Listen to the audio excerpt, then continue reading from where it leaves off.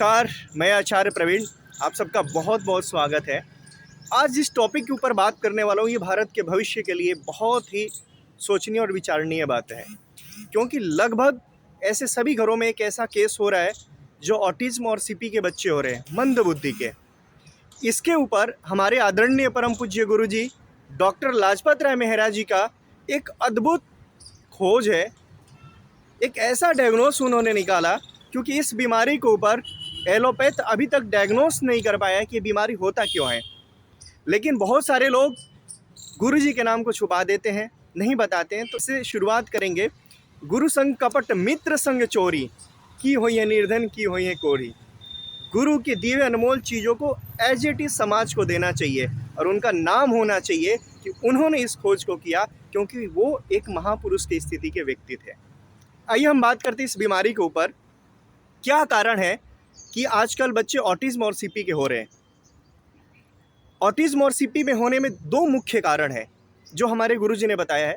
बहुत सारी चीज़ें उस पर बात विचार की जा सकती है, लेकिन उन्होंने डायग्नोस में से एक मुख्य कारण जो निकाला कि इन केसेज में क्या होता है, बच्चे के या तो ब्रेन में बहुत ज़्यादा ऑक्सीजन पहुंच जाता है या बिल्कुल ऑक्सीजन नहीं जाता। जिन बच्चों के ब्रेन में बहुत ऑक्सीजन पहुंचता है वो सीपी होते हैं, जिनके कम पहुंचता है वो ऑटिज्म के केस हो जाता है, यानी मंद बुद्धि के बच्चे होते हैं। कारण, जब डिलीवरी का टाइम आता है, हम और आपने देखा होगा कि हमारे जो गाँव पे जो माताएं थी वो दाई बुलाती थी, दाई माँ करके आती थी बच्चे को डिलीवरी कराने के लिए। आज की जनरेशन को नहीं पता होगा, लेकिन गाँव में ये चलता था। वो दाई माई क्या करती थी कि बच्चा जब गर्भ से बाहर आया तो उसका नाड़ जब ही काटती थी जब बच्चे को उल्टा करके उसको थपथपी दे के रुलाया जाता था। जब बच्चा अच्छे से रोने लग गया, किलकारियाँ भरने लग गया, तो उस समय क्या होता है कि ब्रेन में प्रॉपर ऑक्सीजन पहुंचता रहता है, ब्लड सर्कुलेशन बढ़िया रहता है। अब क्या हो रहा है, अब हॉस्पिटल में जाने के बाद वो नाड़ पहले काटा जाता है, बच्चे को बाद में रुलाया जाता है। ऐसा हमारे गुरुजी का कथन था और बिल्कुल सत्य है। तो बच्चे क्या है कि नाड़ काटने के बाद जब रोते हैं, उस केस में दो केस हो जाता है। या तो ब्रेन में प्रॉपर ऑक्सीजन पहुंचा ही नहीं, डिफिशियंसी रह गई, या तो बहुत ज़्यादा ऑक्सीजन पहुंच गया, कम रह गया तो ऑटिज्म, ज़्यादा बढ़ गया तो सीपी के बच्चे। ये कारण बहुत खतरनाक है।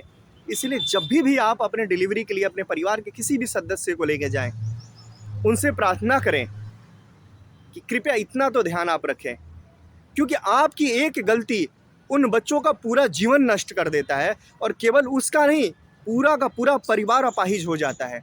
क्योंकि हमारे पास केस आते हैं, हम देखते हैं सीपी के ऑटिज्म के बच्चों को बहुत कष्ट होता है, क्योंकि पूरा परिवार उसके साथ सफ़र कर रहा होता है। इस गुरु जी के अद्भुत और 100% अनुभूत डायग्नोस को आप सब आज नोट करके रख लीजिए कहीं पे। और अगर आपके घर में ऐसा केस आए, आप प्लीज़ हॉस्पिटल वाले से विनती करें, उस नर्स से विनती करें कि आप बच्चे का भविष्य आपके हाथ में है। धन्यवाद। ओम सर्वेषां स्वस्तिर्भवतु।